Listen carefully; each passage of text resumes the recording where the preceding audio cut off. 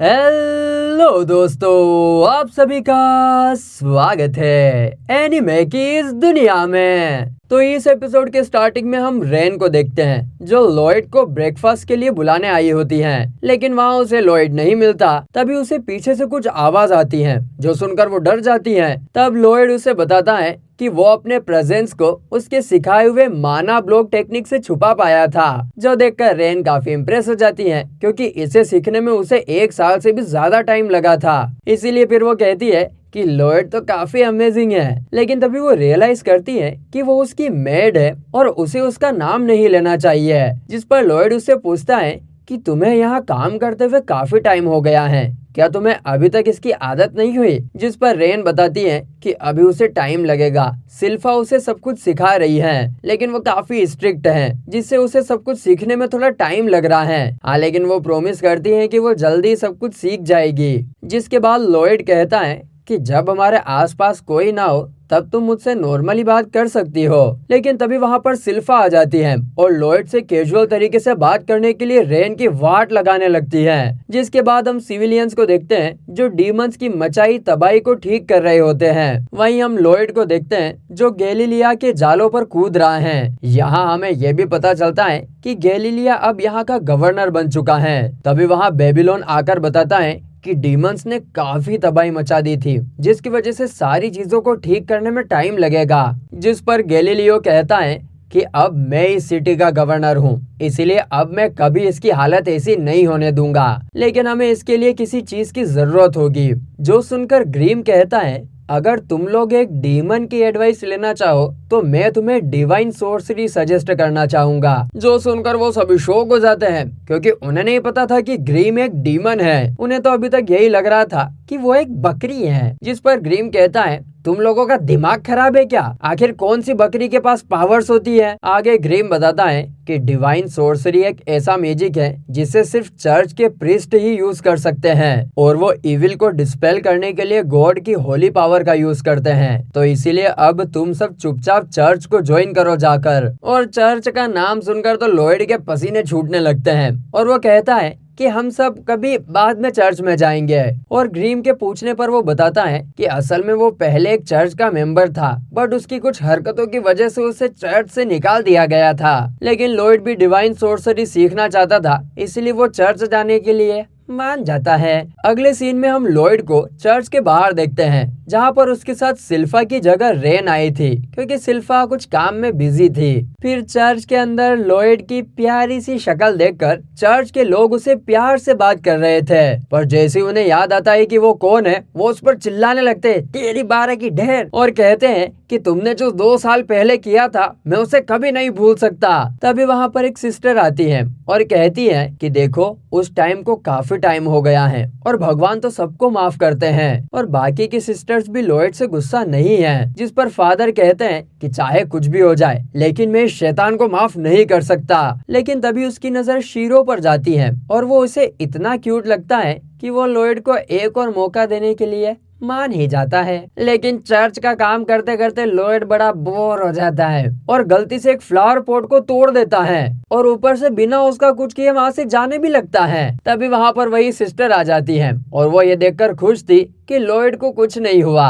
आगे सिस्टर कहती है कि वो लॉयड की मदद करेगी फादर से माफी मांगने में। जो सुनकर फिर लॉयड चुपचाप उसे फेंकने चले जाता है। जो देखकर रेन सिस्टर से पूछती है कि लॉयड इस तरह से बिहेव क्यों कर रहा है। जिस पर सिस्टर उसे बताती है कि वो ऐसा ही है, उसे मैजिक के अलावा किसी चीज में इंटरेस्ट नहीं है। वो जानती है कि लॉयड ने चर्च को सिर्फ इसीलिए ज्वाइन किया है क्योंकि वो डिवाइन सोर्सरी सीखना चाहता है और जब वो 2 साल पहले आया था तब भी वो चीजों को तोड़ता ही रहता था। फिर तभी हम एक पास्ट का सीन देखते हैं जहाँ पर भी लॉयड ने एक वेस को तोड़ दिया था। जो देखकर वो सिस्टर जिसका नाम एशर होता है वो कहती है कि मैं खुश हूँ कि तुम ठीक हो। जो देखकर लॉयड कहता है तुम्हें मेरे साथ थोड़ा स्ट्रिक्ट होना चाहिए। लेकिन लॉयड कहता है अरे इतना काफी नहीं है, क्यों ना तुम मेरे ऊपर डिवाइन सोर्सरी यूज करो। जिस पर एशर उसे बताती है कि डिवाइन सोर्सरी का यूज सिर्फ इविल पर होता है। जो सुनकर लॉयड चुपचाप वहाँ से जाने लगता है और फिर इसके कुछ टाइम बाद ही चर्च में एक डीमन का हमला हो जाता है जो देखकर सभी बाहर भागने लगते हैं। और महाराज, असल में इस डीमन को लॉयड भाई साहब ने समन किया था, क्योंकि वो चाहता था कि ये लोग डिवाइन सोर्सरी का यूज करके इस डीमन को हरा दे।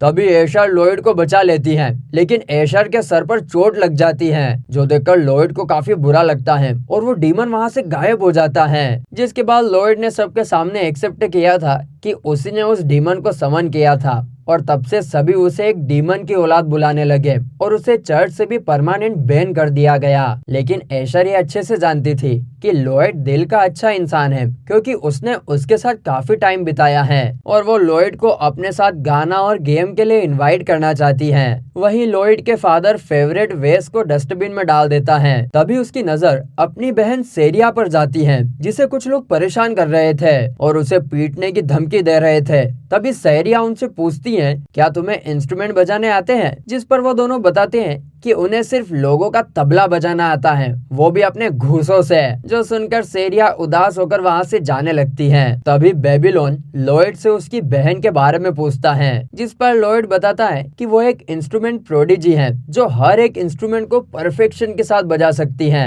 लेकिन म्यूजिक के अलावा उसे कुछ नहीं आता और हम दोनों की ज्यादा बात भी नहीं होती है। तभी वो बंदा सेरिया को उठा लेता है और कहता है कि मुझे एक चीज बहुत अच्छे से बजानी आती है, और वो है लड़कियां। अब ये देखकर एशर सेरिया को बचाने आती है और कहती है कि उसे छोड़ दो, वो कोई इंस्ट्रूमेंट नहीं है। तभी वो गुंडा एशर को ही पकड़ लेता है, जिस वजह से वो चिल्लाने लगती है। लेकिन जैसी वो आवाज निकाल रही थी, वो सेरिया को काफी पसंद आती है, जो देखकर फादर कहते हैं कि इस तरह तो उनके रिसाइकल की तो ऐसी की तैसी हो जाएगी। लेकिन लॉयड को कुछ भी समझ नहीं आ रहा था, जिस पर बेबीलोन उसे बताता है कि सेरिया और एशर साथ में परफॉर्म करने वाले हैं और उनका म्यूजिक बहुत ज्यादा पॉपुलर है। जो भी उन्हें सुनता है वो एकदम हील हो जाता है, जो सुनकर ग्रीम को लगता है कि यही डिवाइन सोर्सरी है और इसीलिए वो उसे कैंसिल नहीं होने दे सकता। इसीलिए वो रेन से कहता है कि वो उन गुंडे को ठिकाने लगा दे। तभी रेन अपना माना फोकस टेक्निक का यूज करके वहां मौजूद ज्यादातर लोगों को सुला देती है, जो देखकर ग्रीम और लॉयड उसकी तारीफ करते हैं, क्योंकि माना फोकस की वजह से अब वो अपनी पावर्स को कंट्रोल कर पा रही है और साथ ही अपनी ट्रेनिंग की वजह से वो अपने पॉइजन को लोगों को बेहोश करने में भी यूज कर सकती है। लेकिन तभी वो दोनों गुंडे लॉयड पर हमला कर देते हैं, जो देखकर रेन लॉयड से माफी मांगता है, क्योंकि वो उन गुंडों को बेहोश नहीं कर पाई। लेकिन लॉयड जेड की टेक्निक का यूज करके उन दोनों को कहीं और टेलीपोर्ट कर देता है। लेकिन लॉयड कहता है कि अभी उसे और ट्रेनिंग की जरूरत है, क्योंकि उसे नहीं पता कि उसने उन दोनों को कहां पर टेलीपोर्ट किया।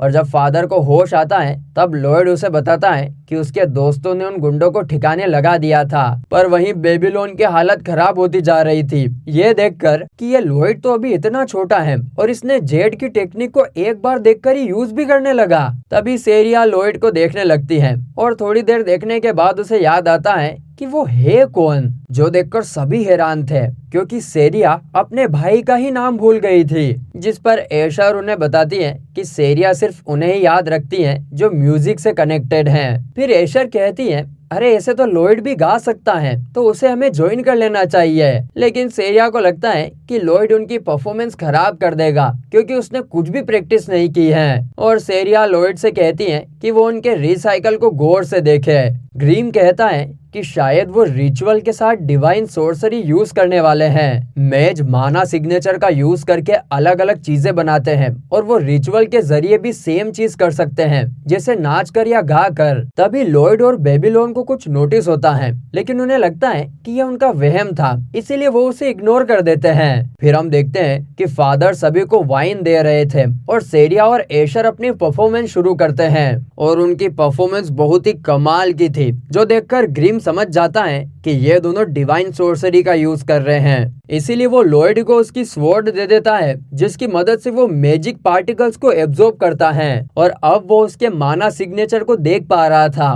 लॉयड ने ऐसी चीज पहले कभी नहीं देखी थी और उसे लगता है कि ये मैजिक पार्टिकल सभी को हील कर रहे हैं। लेकिन तभी उसे याद आता है कि ग्रीम तो एक डीमन है, इसीलिए वो उससे पूछता है कि तुम्हें तो कुछ नहीं हो रहा है, जिस पर ग्रीम बताता है कि इस डिवाइन सोर्सरी की कास्टर एशर है और उसके पास इतना माना नहीं है कि वो मुझे कुछ कर पाए। आगे लॉयड कहता है कि मैं माना सिग्नेचर को नहीं पढ़ पा रहा हूँ, लेकिन मुझे ऐसा लग रहा है कि कोई मुझे ऊपर से देख रहा हो, शायद ये कोई गॉड का सर्वेंट है, मैं जल्दी यहाँ वापस आऊंगा। जिसके बाद वो वहाँ से टेलीपोर्ट हो जाता है और वो उसके पास टेलीपोर्ट हो रहा था जो उसे इतनी देर से देख रहा है, लेकिन वहां तक जाने में उसे काफी ज्यादा टाइम लग रहा है और जाते जाते वो एक अलग ही डायमेंशन में पहुंच जाते हैं जहाँ पर बादल ही बादल थे। उन्हें समझ में नहीं आता कि वो दोनों कहाँ पर है और इधर उधर भटकने लगते हैं और थोड़ी ही देर में उन्हें एक एंजल दिखती है जिसका नाम जिहरेल होता है। लेकिन तभी उन दोनों को पता चलता है कि ये एशर और सीरिया को परफॉर्म करता हुआ देख रहा था, क्योंकि ये उनका बहुत बड़ा फैन है और ये सिर्फ उनके पसीने की स्मेल सूंघने के लिए ह्यूमंस की दुनिया में जाने को तैयार है। अब लॉयड उसके ऊपर बादल फेंकने लगता है जिससे जिहरेल उस पर भड़क जाता है, लेकिन तभी उसके दिमाग की बत्ती जलती है और उसे समझ नहीं आता कि एक ह्यूमन यहाँ क्या कर रहा है, क्योंकि एक डायमेंशनल दीवार ह्यूमन की दुनिया और पैराडाइज को अलग रखती है। अब लॉयड जिहरेल से कहता है कि तुम मुझे डिवाइन सोर्सरी सिखाओ, लेकिन जिहरेल को तो यहाँ लग रहा था कि उसकी खूबसूरती देखकर इन दोनों का दिमाग खराब हो गया है। आगे वो कहता है कि अगर तुम चाहो तो मेरे पैर चूम सकते हो, जो सुनकर ग्रीम को गुस्सा आ जाता है और वो कहता है कि तुम हमें चुपचाप डिवाइन सोर्सरी सिखाओ, वरना मैं सभी को बता दूंगा कि तुम एशर और सीरिया के बारे में क्या सोचते हो। जिस पर जिहरेल कहता है कि तुम्हें जो करना है करो, वैसे भी तुम्हारे जैसे छोटे डीमन पर कोई भरोसा नहीं करेगा। आगे जिहरेल कहता है कि वो डिवाइन सोर्सरी सिखा सकता है, लेकिन सिर्फ उन्हें जो इसके लायक हो, और तुम दोनों को तो यहाँ से दफा हो जाना चाहिए। लेकिन लॉयड जाने से मना कर देता है, जो सुनकर जिहरेल अपने लक्सा स्पेल को यूज करके डिवाइन स्वॉर्ड को समन करता है और लॉयड के ऊपर वो अटैक कर देता है, लेकिन लॉयड अपने बैरियर मैजिक का यूज करके उससे बच जाता है। दूसरी तरफ बेबीलोन के पूछने पर रेन बताती है कि लॉयड ने जाने से पहले ये बताया था कि उसे ऐसा लग रहा है कि कोई उसे घूर रहा है, जिस पर बेबीलोन बताता है कि उसने कुछ और सेंस किया था और वो इसके बारे में पता लगाने के लिए बाहर जाने लगता है। दूसरी तरफ लॉयड जिहरेल के हमलों को डिफ्लेक्ट कर रहा था और कहता है कि डिवाइन सोर्सरी काफी मजेदार है, क्योंकि तुम्हारी स्वॉर्ड स्टील जितनी स्ट्रॉन्ग है और मैं उन्हें एब्जॉर्ब नहीं कर पा रहा हूँ, क्योंकि वो मैजिक नहीं असली ऑब्जेक्ट जैसी है। इसीलिए वो वापस अपनी तलवार ग्रीम को दे देता है। उसे लगता है कि लक्सा स्वॉर्ड माना से बनी है और लॉयड ये देखना चाहता है कि आखिर वो कितना स्ट्रॉन्ग है। फिर लॉयड जिहरेल के ऊपर 4 बड़े मैजिक बॉल से हमला करता है, जो देखकर जिहरेल की भी फट के 52 गज की हो जाती है, क्योंकि लॉयड ने रियल्म की दीवार में भी 4 होल कर दिए हैं। तभी लॉयड जिहरेल के पीछे आ जाता है और सड़ा सा मुंह बनाकर कहता है कि तुम मेरे अटैक को डोज क्यों कर रहे हो यार। तभी जिहरेल लॉयड के ऊपर तलवार घुमाता है और कहता है कि मेरा लक्सा इनविंसिबल है और मैं नहीं चाहता कि मेरा लक्सा तुम्हारे बेकार मैजिक को टच करे। तभी लॉयड टेम्पल के ऊपर जाकर खड़ा हो जाता है और कहता है कि मैं तुम्हारे लक्सा को टेस्ट करना चाहता हूँ। तभी लॉयड जेड की टेक्निक का यूज करता है, जिहरेल के ऊपर चारों तरफ से हमला करता है, लेकिन जिहरेल जैसे तैसे बच जाता है, जो देखकर ग्रीम लॉयड से कहता है कि अगर तुम ऐसे ही करते रहे तो वो मर जाएगा। जिस पर लॉयड कहता है कि तुम कैसी बात कर रहे हो, उसने ही तो कहा था कि उसका लक्सा इनविंसिबल है। जिसके बाद लॉयड फिर से जिहरेल पर हमला कर देता है, जिससे भी जिहरेल बच जाता है। तभी ग्रीम स्पीकर से कहता है कि जिहरेल, प्रिंस लॉयड तुम्हें नहीं मारना चाहते हैं, इसलिए शांति से उन्हें डिवाइन मैजिक सिखा दो। लेकिन जिहरेल उसकी नहीं सुनता है और फिर से कहता है कि मेरा लक्सा इनविजिबल है, तुम मुझे नहीं छू पाओगे। तभी जिहरेल कहता है कि उसने लॉयड की सभी ट्रिक्स देख ली हैं और अब वो लॉयड पर हमला करने जाने लगता है, जो देखकर ग्रीम को बड़ी टेंशन होने लगती है जिहरेल की। तभी लॉयड अपना मैजिक एक्टिवेट करता है, जिससे बचते हुए जिहरेल के सारे डिफेंस टूट जाते हैं। ग्रीम फिर से कहता है कि मैं तुम्हें फिर से बोल रहा हूँ, हार मान लो जिहरेल। लेकिन जिहरेल कहता है कि उसका लक्सा भले ही टूट गया हो, लेकिन वो इन्फिनिट है और वो जितना चाहे उतनी बार उसको रिपेयर कर सकता है। जो सुनकर तो लॉयड और भी एक्साइटेड हो जाता है और अब वो ये जानना चाहता है कि जिहरेल कितनी बार इसे रिपेयर कर सकता है। अब लॉयड फिर से उस पर हमला करने लगता है, जो देखकर जिहरेल कहता है कि मुझे माफ कर दो, मैंने ये सब झूठ बोला था। लेकिन लॉयड के कानों तक ज़ेहरेल की आवाज ही नहीं पहुंचती है। अगले सीन में लॉयड देखता है कि ज़ेहरेल ट्रांसपेरेंट हो रखा था, जिस पर ग्रिम उसे बताता है कि ऐसे बिंग्स माना से बने होते हैं, जो सारा माना खत्म होने की वजह से वो ट्रांसपेरेंट हो गया है। फिर लॉयड कहता है कि चलो मुझे ये तो पता चल गया कि ना ही ज़ेहरेल इनविंसिबल है और ना ही इन्फिनिट, लेकिन माना से फिजिकल ऑब्जेक्ट्स बनाए जा रहे हैं, ये भी काफी इंटरेस्टिंग है। अब ज़ेहरेल सोचता है कि वो तो मरने ही वाला है, इसीलिए लॉयड डिवाइन सोर्सरी नहीं सीख पाएगा। लेकिन तभी लॉयड अपना माना ज़ेहरेल में डाल देता है और कहता है कि तुम मुझे डिवाइन सोर्सरी सिखाओ। लेकिन लॉयड ने ज़ेहरेल को कुछ ज्यादा ही माना दे दिया था, क्योंकि अब वो स्नोरलेक्स लग रहा है। वहीं ज़ेहरेल को लॉयड की पावर अमेजिंग लगती है और वो किसी तरह उन्हें छीनना चाहता है। फिर ज़ेहरेल लॉयड से कहता है कि मैं तुम्हें डिवाइन सोर्सरी सिखा सकता हूँ, लेकिन उसके लिए हमें एक कॉन्ट्रैक्ट बनाना होगा। लेकिन यहाँ पर असल में ज़ेहरेल वो तो सिर्फ लॉयड को पजेस करना चाहता है, ताकि वो अर्थ पर जाकर एशर और सेरिया से मिल सके। वो अपने स्पेल से लॉयड की बॉडी पर कंट्रोल लेने की कोशिश करता है, लेकिन वो लॉयड का हाथ ही बन जाता है, जो देखकर ग्रिम हंसने लगता है और कहता है, अबे ज़ेहरेले, अबे पागल,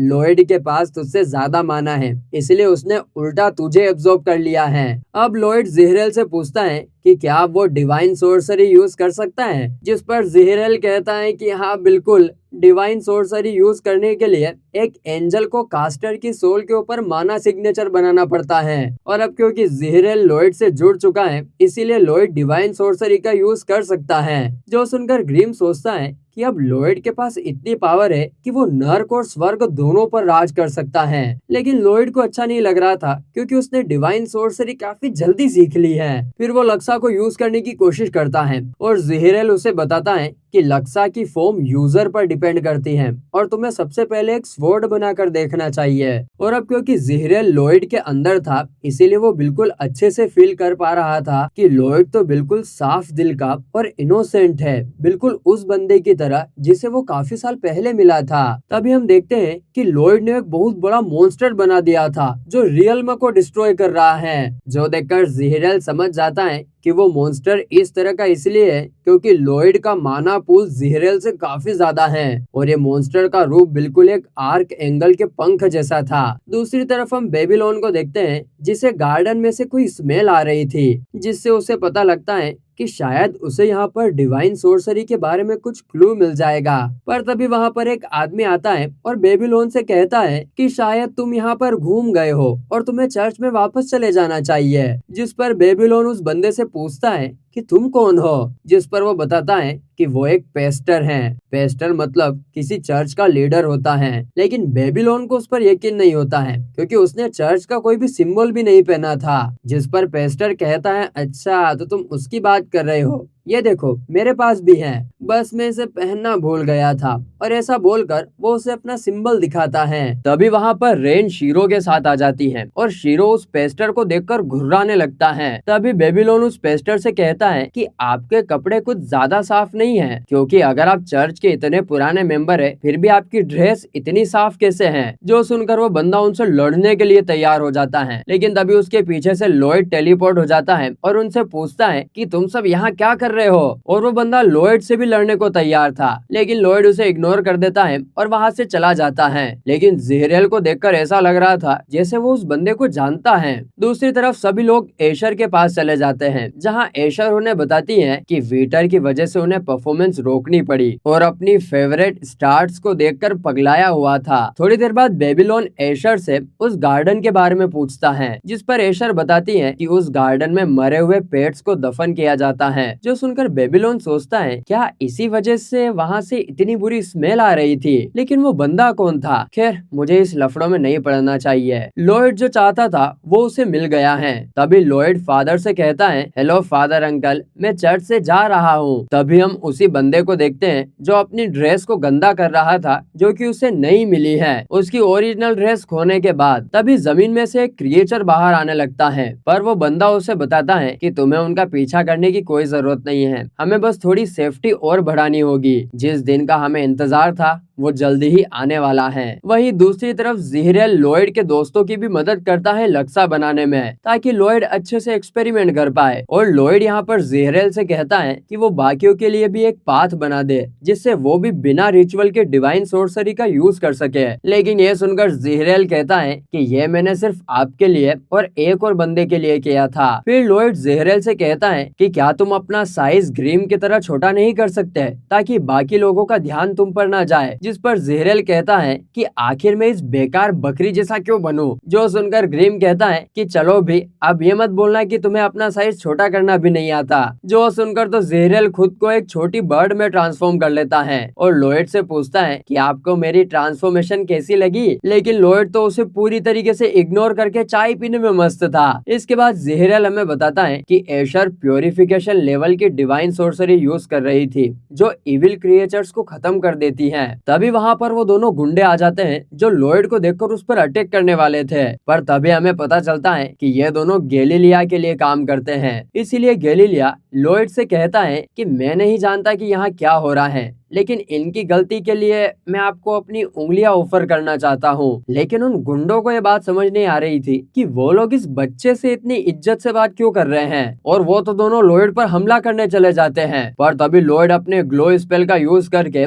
उन दोनों का हृदय परिवर्तन कर देता है और उन्हें बहुत साफ दिल का बना देता है। लॉयड पूछता है कि अगर ये गैलीलिया के लिए काम करते हैं तो रेन और बेबीलोन ने इन्हें क्यों नहीं पहचाना था। जिस पर तालिया बताती है कि वो दोनों इन लोगों से थोड़ा दूर ही रहते हैं, इसी से वो उन्हें नहीं जानते। दूसरी तरफ हम बेबीलोन को देखते हैं जो अभी भी चर्च में काम कर रहा होता है और हमें पता चलता है कि ज़ीरेल ने बेबीलोन को भी डिवाइन सोर्सरी सिखा दी है। और जाते टाइम लॉयड ने बेबीलोन से कहा था कि यहाँ पर सब चीजों का ध्यान रखना। वहीं दूसरी तरफ लॉयड अपने घर वापस आ जाता है और ज़ीरेल खुश था कि वो लॉयड के साथ आया, क्योंकि लॉयड की जिंदगी स्वर्ग से भी ज्यादा मस्त है। लेकिन ज़ीरेल की हवस यहाँ भी बाहर आने लगती है, इसीलिए ग्रीम उसे खींच के थप्पड़ मारता है। तभी अलमीरा में से एक और लॉयड बाहर आता है, जो देखकर ज़ीरेल काफी हैरान हो जाता है। जिस पर ग्रीम उसे बताता है कि ये एक वुडन रेप्लिका है जिसे लॉयड ने छोटे मोटे काम करने के लिए रखा हुआ है। जो सुनकर ज़ीरेल सोचने लगता है कि ऐसे तो वो वुडन रेप्लिका को पजेस करके मेट्स के साथ नहाने जा सकता है, जिसके लिए ग्रीम फिर से उसे थप्पड़ मार देता है। तभी वहाँ पर सिल्फा आ जाती है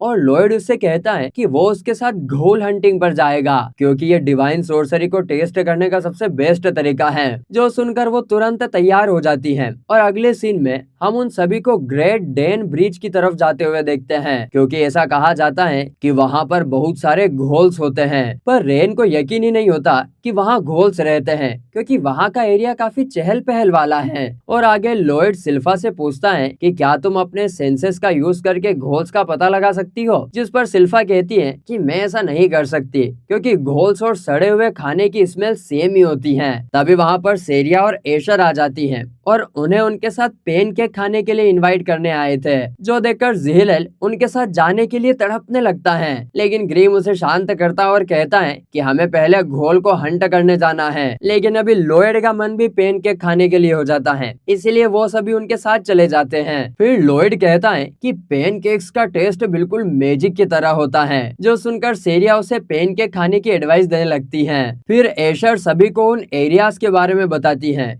कि यहाँ पर घोल्स मिलते हैं, और ये भी कि जितने भी लोग वहाँ पर गए हैं वो सभी मिसिंग हैं। वही इन सभी चीजों की वजह से सेरिया नहीं चाहती थी कि उनकी परफॉर्मेंस फिर से खराब हो, क्योंकि इस बार किंग और पोप दोनों उनकी परफॉर्मेंस अटेंड करेंगे। वही वो सभी उस ब्रिज के पास पहुंच जाते हैं, जहां उन्हें ये समझ नहीं आ रहा था कि आखिर घोल्स यहाँ होंगे कहाँ पर। जिस पर लॉयड बताता है कि वो वहाँ नाले में होंगे। तभी सिल्फा और शीरो को अपने सेंसेस से पहले ही बदबू आने लगती है। तभी उस नाले में से ताओ बाहर आती है और वो खुश थी कि लॉयड को उसकी फिक्र है। तभी सिल्फा उसके टकले पर मारते हुए उसे बताती है कि लॉयड यहाँ पर सिर्फ अपनी डिवाइन सोर्सरी को टेस्ट करने आया है। फिर ताओ बताती है कि अंदर उसे कुछ नहीं मिला था और वो खो गई थी, पर लॉयड की प्रेजेंस फील करके वो बाहर निकल पाई, लेकिन वो अंदर अपनी ची का भी यूज नहीं कर सकती, इसलिए वो वहाँ से जाने लगती हैं। तभी लॉयड प्योरिफिकेशन मैजिक का यूज करके वहाँ के सभी इविल्स माना को खत्म कर देता है और अब तक पहले की तरह ही ची को यूज कर पा रही थी। इसीलिए वो अपनी टेक्निक का यूज करके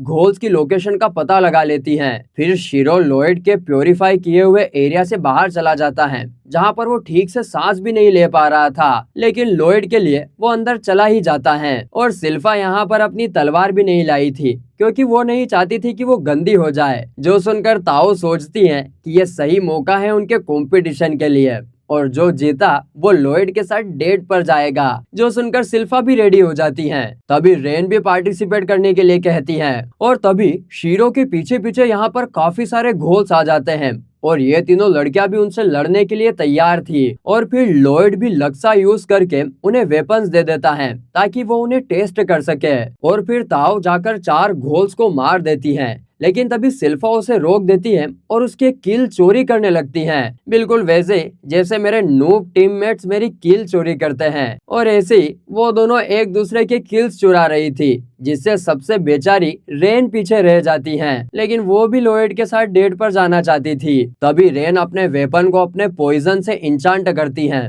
लेकिन उस घोल के टच होते ही वो वेपन टूट जाती हैं, जो देखकर लॉयड सोचता है कि अच्छा, अगर डिवाइन सोर्सरी में कोई छेड़छाड़ की जाए तो वो वीक हो जाती हैं। और ऐसा सोचते ही लॉयड रेन को एक और वेपन पकड़ा देता है, लेकिन इस वेपन से एक बार में उस घोल के टुकड़े टुकड़े हो जाते हैं। फिर ग्रीम हमें बताता है कि इस स्वॉर्ड के टच होते ही इसकी प्योरिफिकेशन एबिलिटी उस घोल में फैल जाती है और अब डिवाइन सोर्सरी पूरी तरह से बदलने वाली है, क्योंकि अब वो लॉयड के हाथों लग चुकी हैं। और थोड़ी देर बाद इन तीनों के किल्स सेम हो जाते हैं और सामने सिर्फ एक ही घोल बचा होता है। और जैसे ही फिर ये तीनों उस पर हमला करने जाते हैं, लेकिन वो घोल उन तीनों को पीछे धकेल देता है। इसके बाद हम उसी बंदे को देखते हैं जिसने फादर को गले से पकड़ा हुआ था और वो बोल रहा था कि मुझे सिक्योरिटी पहले ही बढ़ा देनी चाहिए थी, क्योंकि चर्च में कुछ घुसपैठी आ गए हैं। और वो उस छोटे से घोल को फादर के बॉडी में घुस जाने को कहता है ताकि वो फ्रीली घूम सके। पर ये सब एशर ने देख लिया था और घबराते हुए उससे पूछती है कि वो यहाँ पर क्या कर रहा है। वहीं दूसरी तरफ रेन को एक धागा दिखता है और जैसे ही ताऊ उस घोल पर अटैक करती है, वो नीचे बैठ जाती है। तभी वो घोल लॉयड की तरफ वो धागा फेंकता है, लेकिन लॉयड उसे कैच कर लेता है और जैसे ही वो घोल लॉयड की पावर सेंस करता है, उसकी डर के मारी हालत खराब हो जाती है। तभी लॉयड इस धागे को एनालाइज करके बताता है कि ये एक स्पाइनल थ्रेड है और रेन ने भी इस मॉन्स्टर के बारे में पहले सुना हुआ होता है। फिर तभी हम एक पास्ट का सीन देखते हैं जहां जेड रेन को न्यूरॉन ब्लेड हेड के बारे में बता रहा था। उसने बताया था कि इनकी बॉडी स्पाइनल थ्रेड से बनती है। जब वो थ्रेड किसी इंसान के शरीर को छूता है तो मॉन्स्टर उस हिस्से को कंट्रोल कर सकता है। इसकी पूरी बॉडी पर स्पाइनल थ्रेड लिपटे हुए होते हैं, जिस पर माना सिग्नेचर होते हैं। और सिविल वॉर के टाइम पर इसे बायोलॉजिकल वेपन की तरह भेजा गया था और जो भी इसके रास्ते में आ रहा था, ये उसे मार रहा था। और हर मुमकिन कोशिश के बाद भी वो जिंदा बच गया था, यहाँ तक कि उसके दिल पर भी गोली मारी गई थी। आखिर में एक धमाका करके उसे समुंदर में गिरा दिया गया, जहाँ वो पूरे टाइम तड़पता रहा। वहीं प्रेजेंट में ये तीनों उसके स्पाइनल थ्रेड को देख पा रही थी, पर इन्हें ये समझ नहीं आ रहा था कि अगर ये मर गया है तो ये मूव कैसे कर पा रहा है। जिस पर रेन बताती है कि शायद ये उसमें ऑटोमेटिक रिफ्लेक्सेस की वजह से हो रहा है। पर लॉयड को नहीं लगता कि वो एक घोल है, क्योंकि उसके पास अभी भी उसकी मेमोरी है। लेकिन तभी वो घोल उन तीनों को नीचे गिरा देता है। वहीं दूसरे सीन में हम उसी बंदे को देखते हैं जहां वो घोल उससे कहता है कि वो एशर को पजेस करना चाहता है, क्योंकि उसका फिगर अच्छा है। और जैसे वो ऐसा करता है, तभी बेबीलोन उस पर हमला कर देता है और कहता है कि लगता है तुम रास्ते से भटक गए हो, क्या तुम मेरे साथ प्रे करना चाहोगे। तभी वो बंदा अपनी बॉडी को अजीब तरीके से ट्रांसफॉर्म कर लेता है। वहीं दूसरी तरफ वो तीनों लड़कियां घोल के लड़ने के तरीके को समझकर उसके पास पहुंच जाती हैं और सिल्फा और ताओ उसके दोनों हाथों को बिजी कर देते हैं और रेन उसके ऊपर चढ़कर पॉइजन यूज करती है। हम देखते हैं कि उस पॉइजन से वो उसको पैरालाइज कर देती है, जो देखकर ताओ बिना टाइम वेस्ट करके लगातार उस पर हमला करने लगती है। लेकिन कुछ ही देर में उसका कंट्रोल वापस आ जाता है और ताओ काफी मुश्किल से से उसके हमलों को डोज करती हैं। तभी ताओ उसके थ्रेड को पकड़ के उसे सिल्फा की तरफ फेंक देती है और सिल्फा उस पर हमला करके उसे दूर फेंक देती है। लेकिन असल में सिल्फा के हमला करने से पहले ही उसके रिफ्लेक्सेस वापस आ गए थे और वो घोल भागने की कोशिश कर रहा है। लेकिन तभी लॉयड उस मॉन्स्टर के पैर पर हमला करके उसे गिरा देता है। अब लॉयड को अपने सामने देखकर मॉन्स्टर की तो फट जाती है और यहाँ आने के लिए लॉयड ने वॉशरूम का बहाना बनाया था। फिर हम उस मॉन्स्टर का पास्ट देखते हैं जहाँ उसके साथ हमेशा ही बुरा हुआ था और ऐसे ही उसकी मौत हो गई और वो एक घोल बन गया। लेकिन वो इतना स्ट्रोंग नहीं था कि वो दूसरों की बॉडी पर कंट्रोल कर सके, इसीलिए वो किसी से बदला भी नहीं ले पाया। पर एक दिन उसे उसके मास्टर मिले और उसने मॉन्स्टर को उसकी बॉडी दिखाई और उस बॉडी का यूज करके उसने उन सभी से बदला लिया जिनसे वो बदला लेना चाहता था। लेकिन फिर उसके पास करने के लिए कुछ बचा ही नहीं था और वो अपने मास्टर के पास वापस आ गया और उसका मास्टर ही उसका सब कुछ बन गया। अब प्रेजेंट में लॉयड अपने लक्सा का यूज करके एक एंजल को बुलाता है जो देखकर मॉन्स्टर की फट जाती है। लेकिन तभी उसे उसके मास्टर की बात याद आती है और उसे लगता है कि लॉयड उनके लिए खतरा हो सकता है, इसीलिए वो लॉयड से लड़ने का डिसाइड करता है। जबकि उसकी लॉयड से काफी फट भी रही थी तब भी लड़ने का डिसाइड करता है और वो अपने पैर को वापस अपने थ्रेड की मदद से जोड़ लेता है। लेकिन लॉयड के हमलों से बचते हुए भी उसका एक हाथ कट जाता है और जैसे ही वो लॉयड के पास जाता है वो उसके बैरियर से टकरा जाता है और तब उसे रियलाइज होता है कि उसका कभी जीतने का चांस था ही नहीं। और जैसे ही वो गिरने वाला था वो एंजल उसे कैच कर लेती है और लॉयड ये देखकर खुश था कि अब उसने रिएक्ट करना बंद कर दिया है। तभी लॉयड को पता चलता है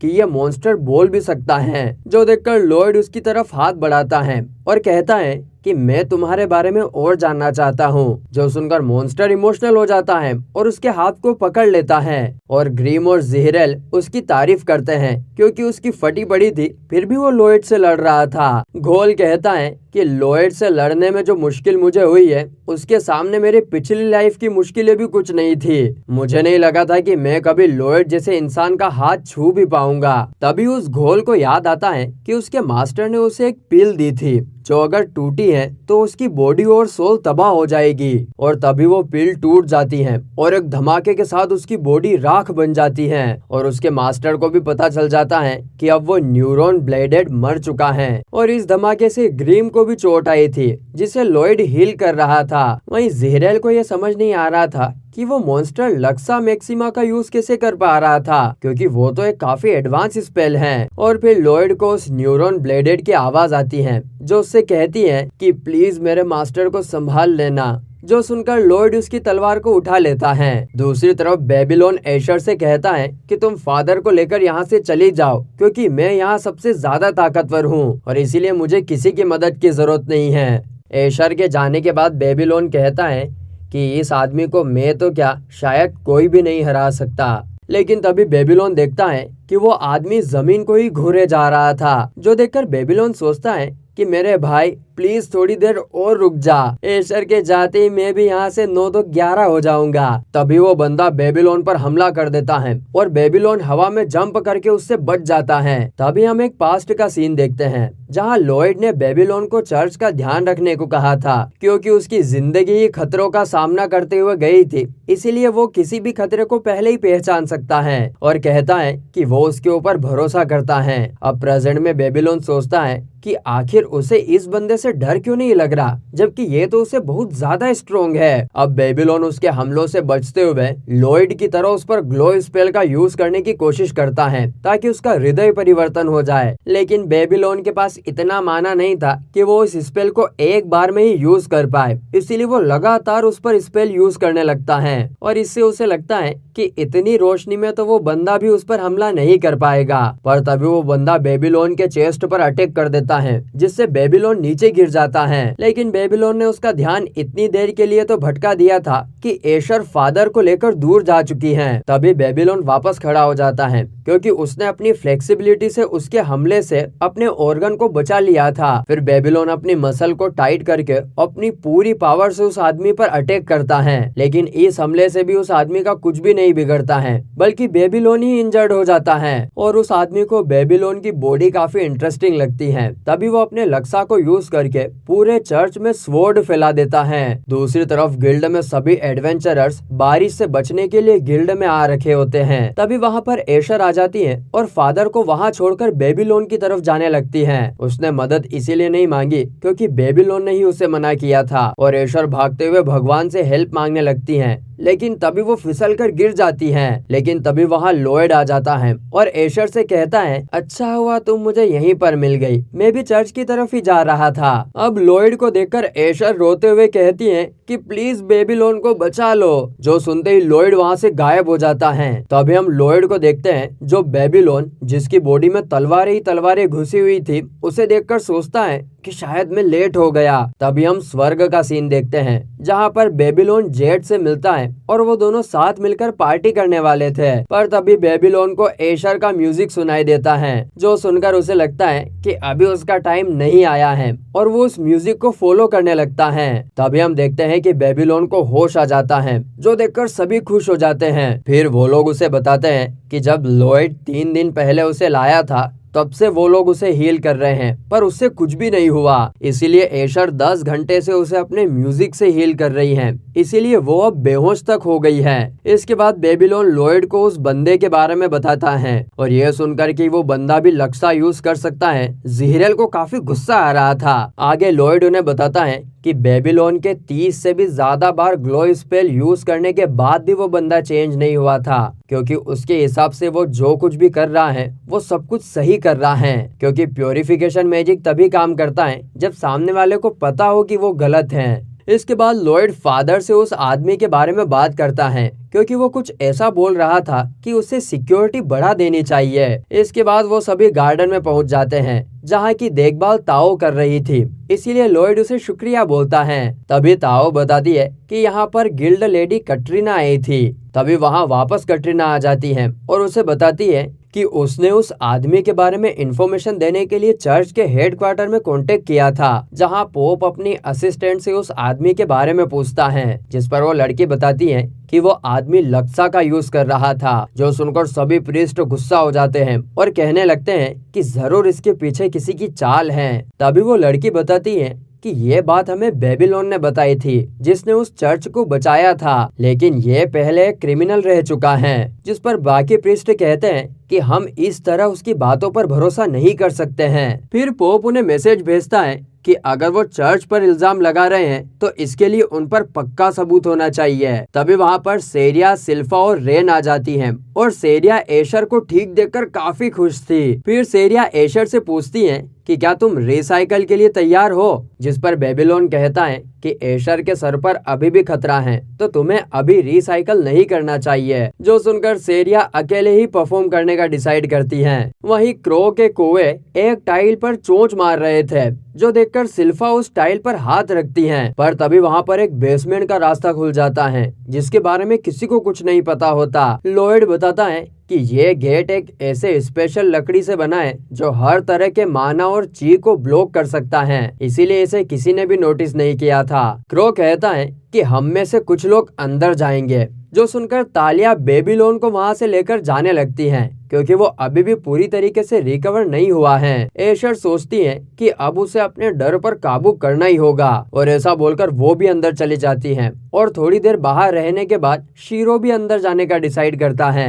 वहीं अंदर उन्हें काफी सारे एक्सपेरिमेंट्स दिखते हैं, जिसे देखकर एशर की हालत खराब हो जाती है और सिल्फा को लग रहा था कि वो सभी उस आदमी के बेस में आ गए हैं। रेन देखती है कि ये एक्सपेरिमेंट बिल्कुल वैसे ही दिख रहे थे जिनसे उन्होंने फाइट की थी। अब लॉयड कहता है कि शायद वो आदमी सिंथेसिस का यूज कर रहा है, जिसमें वो लोगों के सेल्स को दूसरे क्रिएचर में डालकर एक्सपेरिमेंट करता है। तो अभी एक क्रिएचर उन पर अटैक कर देता है, पर क्रो अपनी कर्स्ड स्पीच का यूज करके उसे वहीं पर ब्लॉक कर देता है। हम देखते हैं कि वो मॉन्स्टर एक लेमिया थी। लॉयड क्रो से उसे मारने से मना करता है, जिससे लॉयड को पता चलता है कि वो मॉन्स्टर एयर क्लास का मैजिक यूज नहीं कर रही थी। तभी क्रो उस मॉन्स्टर के बैरियर को तोड़ते हुए उसे हरा देता है, जो देखकर सभी हैरान थे कि क्रो अब पहले से भी ज्यादा स्ट्रोंग हो गया है। रेन बताती है कि उस आदमी ने इस लड़की पर तभी एक्सपेरिमेंट किया था जब ये जिंदा थी। तभी एशर उस लेमिया के पास जाती है और कहती है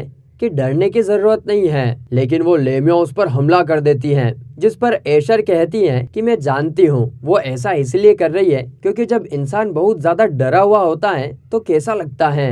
एशर उस लेमिया की मदद करने के लिए कुछ करना चाहती थी, तभी उसे सेरिया के पियानो की आवाज आती है और एशर लेमिया को शांत कराने के लिए गाना गाने लगती है, जो देखकर सभी हैरान थे क्योंकि बेबीलोन को हील करने के लिए उसने काफी घंटों तक गाना गाया था, इसीलिए अब उसके पास माना नहीं बचा होगा। अब ये गाना सुनकर लेमिया को वो टाइम याद आता है जब उस पर एक्सपेरिमेंट हो रहे थे, तब भी उसे यही गाना सुनाया गया था और इससे उसे दर्द भी नहीं होता था। अब प्रेजेंट में लेमिया एशर से माफी मांगती है और एशर भी लेमिया को गले लगा लेती है। बाहर आकर लेमिया उन्हें उस आदमी की ड्रेस दे देती है और कहती है कि मैं उसके बारे में ज्यादा तो नहीं जानती, लेकिन वो गॉड से नफरत करता है। लॉयड उसे वो नोट्स देता है जिसमें उन एक्सपेरिमेंट्स के बारे में लिखा होता है, शायद इनकी मदद से वो वापस अपनी ह्यूमन फॉर्म में आ सके।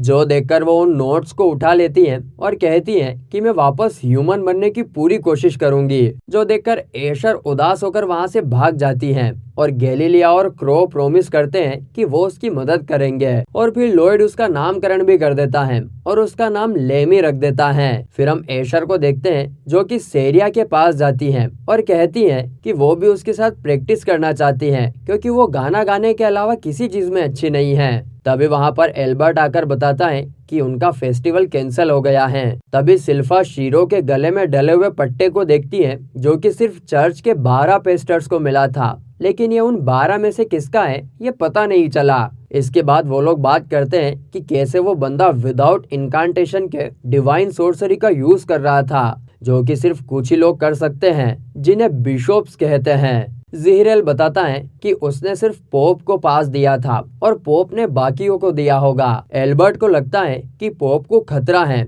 लेकिन क्योंकि वो लोग बेबीलोन की बातों को सच नहीं मान रहे हैं तो वो फेस्टिवल को कैंसिल नहीं करेंगे, तो उन्हें अब साथ मिलकर 12 के 12 बिशोप्स पर ध्यान रखना होगा। उसी रात को हम एक बिशोप को देखते हैं जो एक सिस्टर को रोकती है जो कि पोप के पास एल्बर्ट का लिखा हुआ लेटर लेकर जा रही थी और वो उससे उस लेटर को ले लेती है और फिर वो स्माइल करती है और फिर वो एक दूसरे रूम में जाती हैं जहां जमीन में से एक दरवाजा बाहर आता है और जो बिशोप जिसका नाम एना है वो उसी आदमी के पास पहुंच जाती है। वो उस लेटर के बारे में बताती है।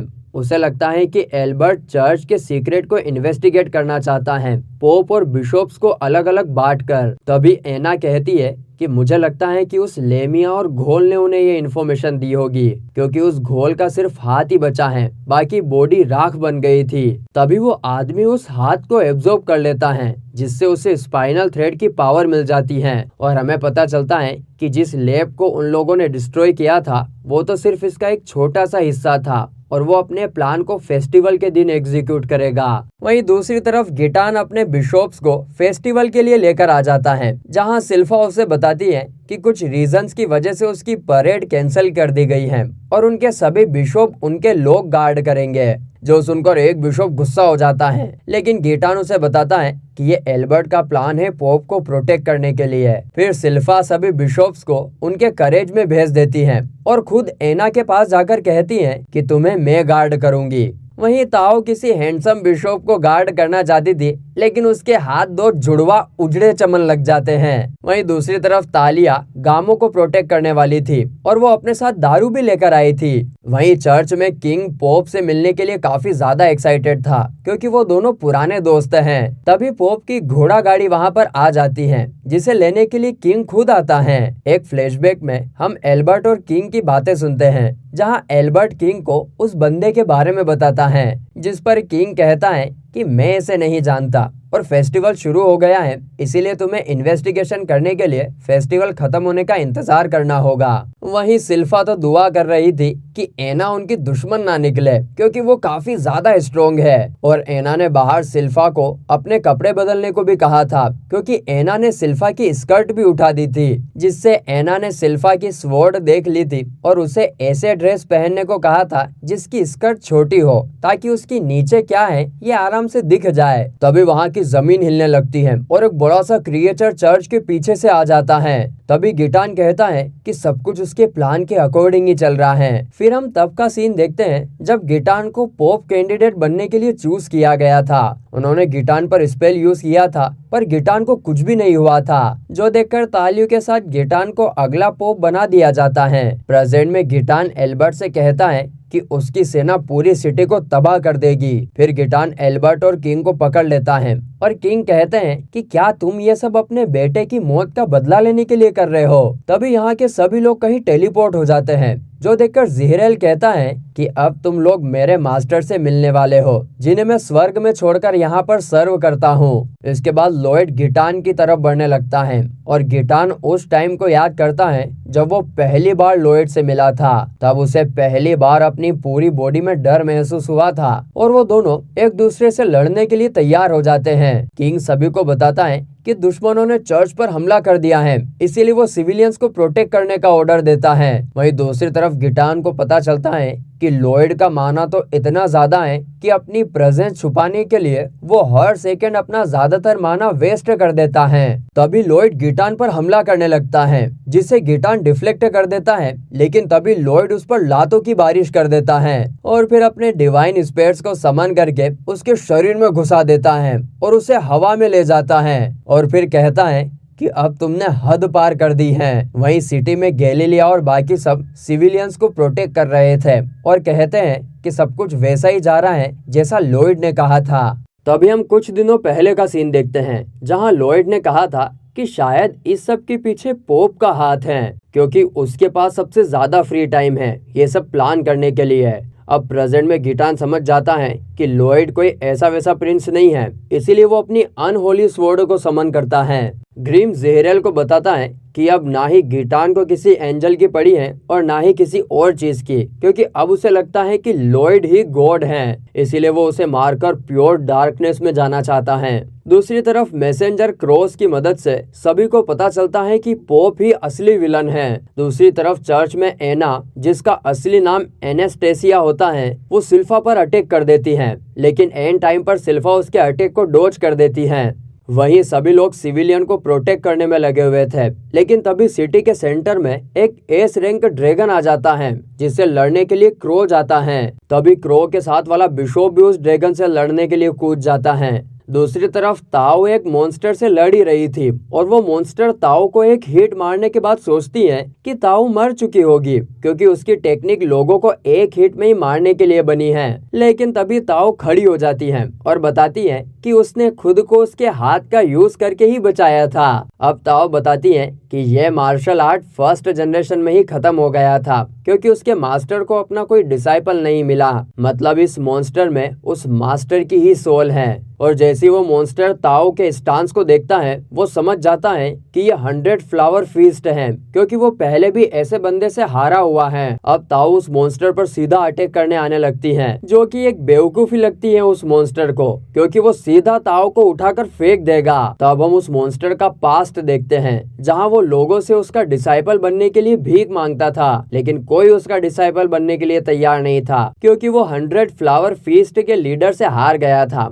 और उसने उसे एडवाइस दी थी कि उसे अपना स्कूल बंद कर देना चाहिए। जो सुनकर वो रियलाइज करता है कि अब उसका कुछ नहीं हो सकता है और वो एक खाई से कूदकर अपनी जान दे देता है। और उसके अंदर की नफरत की वजह से वो रेड बैन बन गया और एक दिन गिटान में उसे अपना ग्रुप ज्वाइन करने के लिए इनवाइट किया। और मॉन्स्टर को ये सब इसलिए याद आ रहा था क्योंकि वो ताओ से बहुत बुरी तरीके से पीट रहा था। मतलब इतने सालों बाद भी वो 100 फ्लावर फीस्ट के सामने कुछ भी नहीं कर पाया। मॉन्स्टर ताओ से पूछता है कि उसकी टेक्निक कैसी है, जिस पर ताओ बताती है कि वो कमाल का है और उसने अभी भी हार नहीं मानी। वो अभी भी उसे उठाकर फेंकने की कोशिश कर रहा है। ये सुनकर तो मॉन्स्टर रोने ही लगता है। असल में सिर्फ वो यही चाहता था कि कोई उसकी तारीफ करे। दूसरी तरफ वो मेज उन सभी पर अटैक करना जारी रखता है और तालिया को पता चलता है कि उसकी पावर्स का के मारा पर कुछ भी असर नहीं हो रहा है, जो देखकर गैलीलिया उन बिशॉप्स को चर्च में किसी सेफ जगह भेज देता है। गैलीलिया डिसाइड करता है कि वो अपने वेब से सभी को रोकेगा, जिस पर मेज कहता है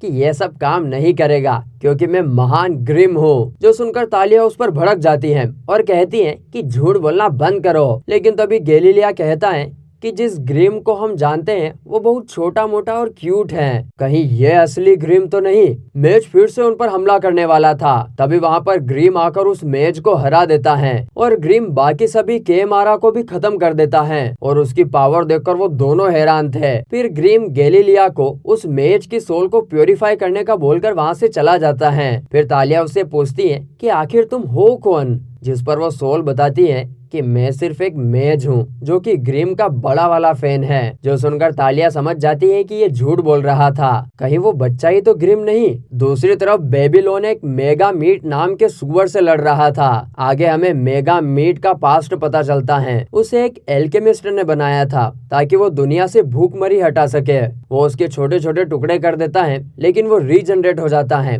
और उसकी साइज भी पहले से बढ़ गया था, इसीलिए एल्केमिस्ट उसका नाम मेज मीट रख देता है। लेकिन जब वो एल्केमिस्ट उस मीट को खाता है तब वो बहुत ही ज्यादा बुरा टेस्ट करता है, जो सुनकर मेगा मीट गुस्से में पूरी लेब को ही जलाकर चला जाता है। आगे वो बाकी लोगों को भी अपना मीट टेस्ट करवाता है। जो भी उसका मीट खाता था वो उल्टियाँ करने लगता था। अच्छा है दोस्तों, मीट खाना भी नहीं चाहिए। पर एक दिन मेगा मीट के पास गिटाम आता है और वो उसका मीट एब्जॉर्ब करता है और कहता है कि ये काफी अच्छा है क्योंकि इसमें से हील होने की प्रॉपर्टीज फील हो रही हैं। गिटाम मेगा मीट को अपने साइड में कर लेता है। अब प्रेजेंट में बेबीलोन सोचता है कि हमारी हालत भी पहले ऐसी ही थी। अगर मेगा मीट हमें पहले मिला होता तो मैं उसे गले लगा लेता। जिसके बाद बेबीलोन मेगा मीट से प्रॉमिस करता है कि वो इसके मीट को खाने के लायक बनाकर रहेगा। अब यहाँ सब कुछ ब्लैक एंड व्हाइट हो गया था क्योंकि किसी को भी उम्मीद नहीं थी कि बेबीलोन ऐसा कर भी पाएगा। पर हम देखते हैं कि बेबीलोन उस स्टील से भी ज्यादा स्ट्रॉन्ग मीट को इजीली पका देता है और जब सभी उसे टेस्ट करते हैं तो वो सभी को सच में काफी पसंद आता है। आगे बेबीलोन बताता है कि उसने मीट को पकाने से पहले प्योरीफाई कर दिया था और बेबीलोन जानता है कि मेगा मीट बहुत अच्छा इंसान है क्योंकि वो सिर्फ लोगों की मदद करना चाहता था, लेकिन लोगों ने उसके मन में फिर नफरत भर दी। अब बेबीलोन मेगा मीट के कहने पर उसे प्योरीफाई कर देता है और एक छोटा सा पिग बना देता है और कहता है कि मैं चाहता हूँ कि मुझे वो इंसान खाए जिसने मेरी जिंदगी चेंज की है। और ऐसा बोलते ही वो आग में कूद जाता है, लेकिन बेबीलोन उसे पीछे से खींच लेता है क्योंकि वो उसे नहीं खा सकता था।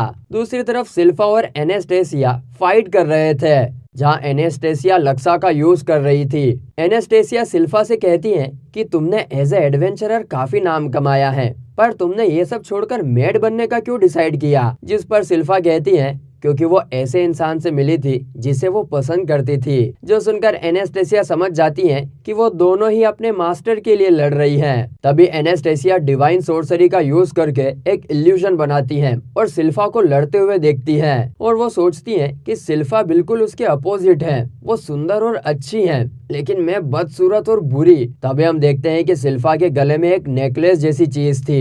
तभी सिल्फा की वेपन टूट जाती है, जो देखकर एनेस्टेसिया मौके का फायदा उठाकर उस पर हमला करने जाती है। लेकिन तभी सिल्फा उस नेकलेस में से लक्सा स्वॉर्ड को समन कर लेती है और एनेस्टेसिया पर लगातार हमला करके उसे वहीं पर हरा देती है।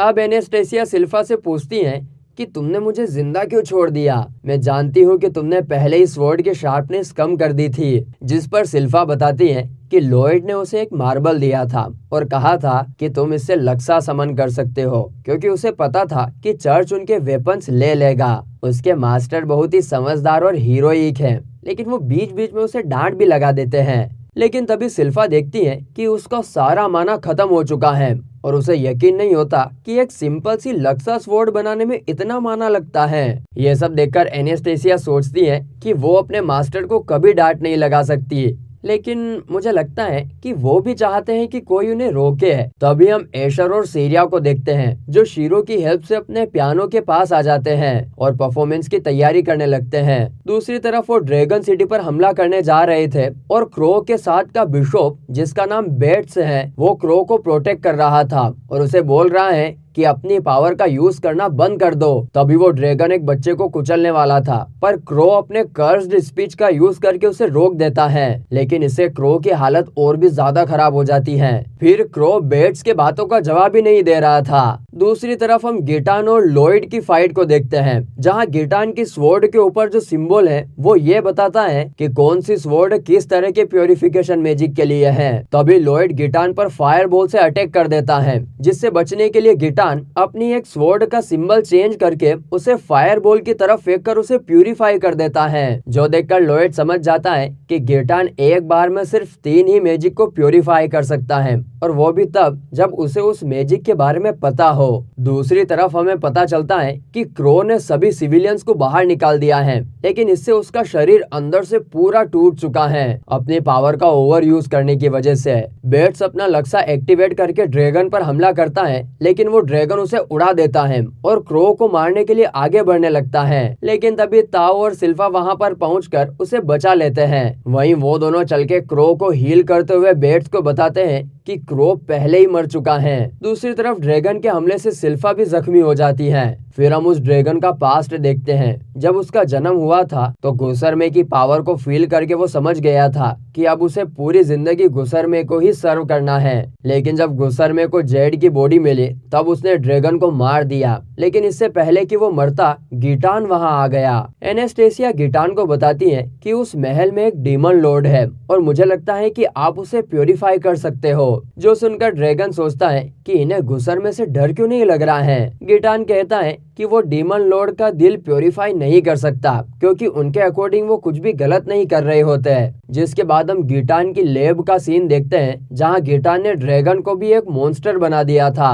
और गिटान उससे कहता है कि अगर तुम चाहो तो मुझे फॉलो कर सकते हो। अब प्रेजेंट में उस ड्रैगन को उसका पर्पस समझ आ जाता है और सिल्फा और ताओ को वो बुरी तरह मारने लगता है। वो समझ जाता है कि उसे इतनी खुशी इनके दुख और दर्द को देखकर ही हो रही है। ड्रैगन तो ऐसे और चेहरे देखना चाहता था, इसीलिए वो डायरेक्ट शेल्टर पर हमला करने का सोचता है, लेकिन कोई भी यहाँ पर उसे रोक नहीं पा रहा था। पर तभी वहाँ पर ग्रीम आ जाता है और ड्रैगन को पीछे करके सभी से कहता है कि क्रो को कुछ नहीं होगा, क्योंकि ज़ीरेल उसे हील कर रहा है। अब हम तब का सीन देखते हैं जब ज़ीरेल ने ग्रीम को ह्यूमन फॉर्म में आने को कहा था, क्योंकि अगर वो डीमन फॉर्म में ही रहा तो लोग उसे ही डीमन समझकर उससे ही लड़ने लगेंगे।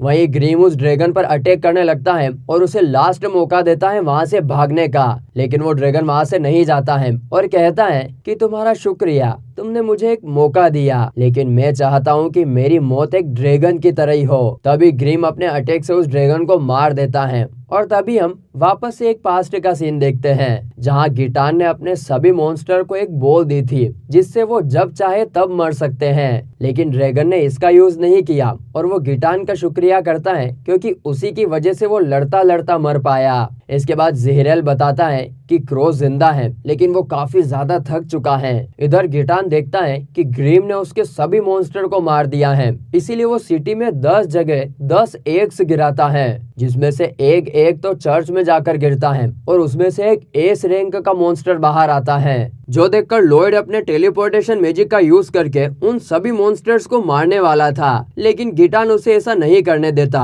और लगातार लॉयड पर हमला करे जा रहा था और सिटी में एक मॉन्स्टर गैलीलिया के वेब्स को हटा देता है, जिससे सभी मॉन्स्टर के लिए रास्ता बन जाता है। वहीं चर्च में सभी लोग बाहर जाने के लिए भाग रहे होते हैं, लेकिन कतरीना कहती है कि हम बाहर नहीं जा सकते क्योंकि बाहर भी मॉन्स्टर होंगे। लॉयड के दोस्त भी उन मॉन्स्टर से लड़ने के लिए रेडी हो जाते हैं, लेकिन वो सही में काफी ज्यादा थके हुए हैं। दूसरी तरफ एनेस्टेसिया के सामने भी एक मॉन्स्टर आता है, जिसे देखकर उसे लगता है कि अब वो मरने वाली है। गिटान बताता है कि उसका गोल इस दुनिया को चेंज करना है, क्योंकि वो लोग ऐसे गॉड को मानते हैं जो है ही नहीं, और इसीलिए वो इस दुनिया का नया गॉड बनना चाहता है और इसके लिए उसे कुछ लोगों की बलि तो देनी ही होगी। तभी एशर और सेरिया गाना गाने लगते हैं। एशर की डिवाइन सोर्सरी इनके गाने की रेंज बढ़ा देती है, जिससे उनका गाना पूरी सिटी में सुनाई दे रहा था। इससे सभी लोग और मॉन्स्टर भी शांत हो गए थे। तभी गिटान को भी अपना पास्ट याद आने लगता है, जिसका फायदा उठाकर लॉयड एक ही बार में सभी मॉन्स्टर को मार देता है। फिर लॉयड गिटान से कहता है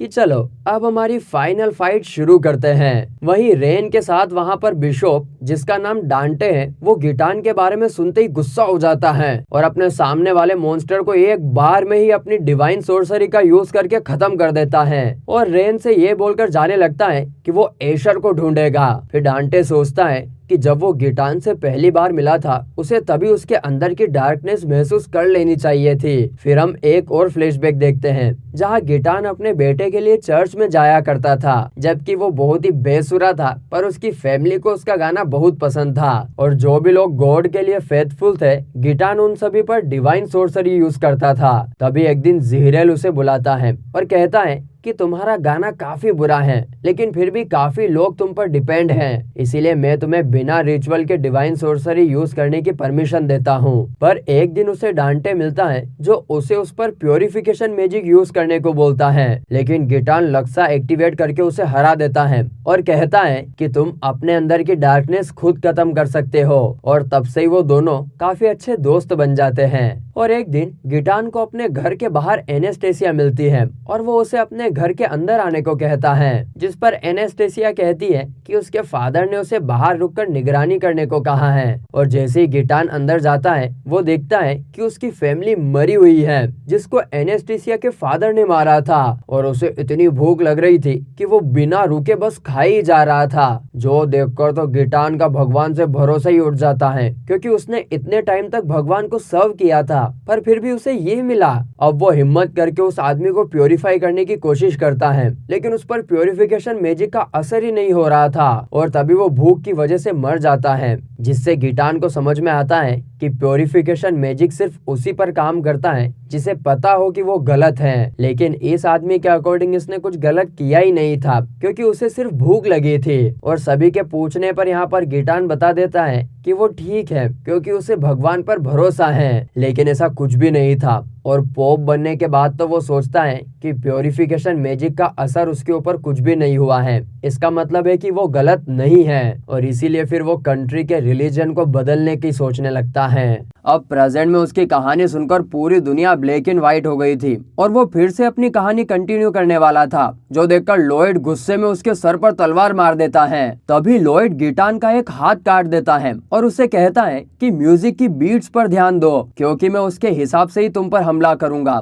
और ऐसा बोलते ही वो उसका दूसरा हाथ भी काट देता है। गिटान को पता चल जाता है कि वो लॉयड के अटैक को ब्लॉक नहीं कर पाएगा, इसीलिए वो ब्लेडेड की तरह स्पाइनल थ्रेड का यूज करने लगता है। इससे वो लॉयड के अटैक से बचना चाहता था और वो लॉयड के एक अटैक को रोक भी देता है, लेकिन तभी लॉयड ऊपर से मीटेरॉइड से अटैक कर देता है, जो देखकर गिटान सोचता है कि उसे फोकस करना होगा। पर तभी लॉयड 7 गोडेसेस का यूज करता है और गिटान के स्पाइनल थ्रेड को तोड़ देता है, जो देखकर तो गिटान को पता चल जाता है कि लॉयड मैजिक में उससे काफी ज्यादा ऊपर है। तभी लॉयड कहता है कि तुमने कहा था ना कि तुम पर डिवाइन सोर्सरी का असर नहीं होगा, तो चलो क्यों ना इसे टेस्ट किया जाए। और ऐसा बोलते ही लॉयड उस पर एक बहुत खतरनाक हमला कर देता है, लेकिन गिटान एंटी डिवाइन सिंबल का यूज करके उस अटैक से बच जाता है। और क्योंकि गिटान एक बार में सिर्फ 3 सिंबल ही यूज कर सकता है, इसीलिए इससे लगता है कि वो इसे तोड़ सकता है। तभी वहाँ ग्रीम और जिहरेल आ जाते हैं और लॉयड से कहते हैं कि गिटान पर बिल्कुल भी ध्यान मत दिखाओ, जो सुनकर लॉयड उन दोनों को एब्जॉर्ब कर लेता है। फिर गिटान कहता है कि तुम देख पा रहे होंगे कि एशर के गाने में रुकावटें आ रही हैं, क्योंकि मैंने अपने मॉन्स्टर को उसे मारने के लिए भेजा है।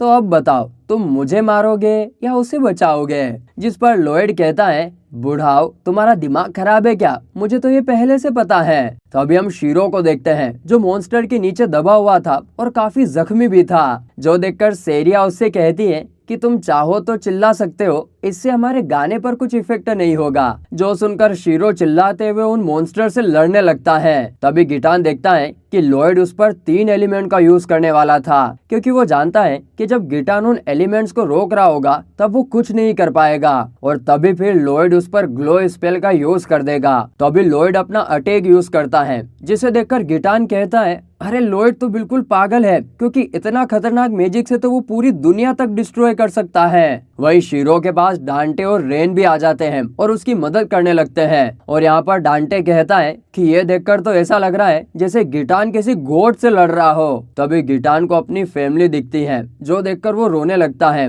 और कहता है कि वो बहुत ही बुरा गाना गाता है, लेकिन फिर भी उसके बेटे को वो पसंद है और उसका बेटा उसे गले लगाने के लिए उसकी तरफ कूदता है। तभी गिटान देखता है कि लॉयड उस पर अटैक करने वाला है, जिससे बचने के लिए लूमा मैक्सिमा से वो अटैक कर देता है, लेकिन लॉयड हंसते हुए उसके अटैक को डॉज कर देता है और उस पर अपने लूमा मैक्सिमा से अटैक करता है, जिससे आसमान आसमान में छेद हो जाता है और उसका स्पेल नीचे गिरने लगता है, जो देखकर सभी लोग खुश थे और उनकी इंजरी भी हील हो रही थी। वहीं एनास्टेसिया कहती है कि गिटान मुझे माफ करना, मैं तुम्हारे लिए कुछ भी नहीं कर पाई। जो सुनकर डांटे उसके सर पर मारता और कहता है कि मुझे प्योरिफिकेशन मैजिक से नफरत है, क्योंकि इससे लोग अपने दिल की बात बोलने लगते हैं। सभी पर लॉयड के प्योरिफिकेशन मैजिक से सभी के दिल साफ हो जाते हैं। इसीलिए लॉयड गिटान से पूछता है कि तुम्हारा दिल साफ हुआ कि नहीं। तभी लॉयड गिटान से पूछता है कि तुम सभी बिशॉप का यूज कर सकते थे, तो तुमने उन्हें यूज क्यों नहीं किया। जिस पर गिटान बताता है ताकि वो फेस्टिवल के फेरा मुझसे फाइट करे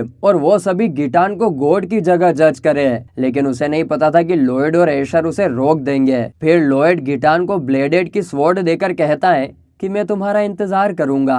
फिर अगले सीन में हम देखते हैं कि पूरे सिटी में यह खबर फैल चुकी है कि गिटान मर चुका है और उसने पोप का रूप लिया था ताकि वो फेस्टिवल में घुसकर तबाही कर सके, और एल्बर्ट को भी इस खबर पर यकीन हो जाता है। दूसरी तरफ गेमो एशर के पास जाकर कहता है कि मैं चाहता हूँ कि तुम अगली पोप बनो, जो सुनकर एशर का दिमाग खराब हो जाता है। वहीं सेरिया अपने म्यूजिक की प्रैक्टिस कर रही थी, पर लॉयड उसके रूम में थे, इसीलिए लॉयड उससे माफी मांगकर जाने लगता है। और तभी सेरिया कहती है कि उसने ये सब प्रिडिक्ट किया था और लड़ाई के बीच उसकी और एशर की परफॉर्मेंस विनर को डिसाइड करती है। जिस पर लॉयड कहता है कि मुझे भी तुम्हारा म्यूजिक पसंद आया। जो सुनकर सेरिया सोचती है कि हम दोनों बिल्कुल सेम हैं, हम दोनों अपने पैशन के लिए पागल हैं। तभी लॉयड देखता है कि सेरिया म्यूजिक के जरिए फिर से उसके स्पेल बना रही है, लेकिन लॉयड ऐसा नहीं चाहता, क्योंकि इससे उसे पता चल जाएगा कि लॉयड गिटान से लड़ा था। तभी लॉयड घबराते हुए सेरिया से कहता है कि मैं तो पूरे टाइम छुपा हुआ था। जो सुनकर सेरिया लॉयड से कहती है कि फेस्टिवल के दौरान हम दोनों ने ही काफी मजे किए हैं। जिसके बाद लॉयड वापस अपनी बुक पढ़ने लगता है और सेरिया म्यूजिक प्ले करने लगती है। फिर हम हॉट स्प्रिंग का सीन देखते हैं, जहाँ गैलीलिया ज़ीरेल को बताता है कि मिक्स बात में सिर्फ प्रिंस लॉयड ही जा सकते हैं। वहीं एशर पोप बनने के लिए तैयार नहीं है। तभी वहाँ पर लॉयड आ जाता है और एशर उससे इस बारे में पूछती है, जिस पर लॉयड कहता है भला मैं इस फालतू सवाल के बारे में जवाब कैसे दूं। तभी सेरिया कहती है कि पोप बनने में एशर को ही फायदा है, क्योंकि एशर को गाना पसंद है और एक बार वो पोप बन गई तो पूरी दुनिया उसका गाना सुनेगी। जो सुनकर एशर पोप बनने के लिए मान जाती है और फिर वो एक पोप की तरह सभी के सामने गाना गाती है। गिटान और लेमी ब्लेडेड की बची हुई चीजों को दफनाते हैं और इस सब के दौरान हम एक और नए कैरेक्टर को देखते हैं। और इसी के साथ ये एपिसोड यहीं पर खत्म होता है।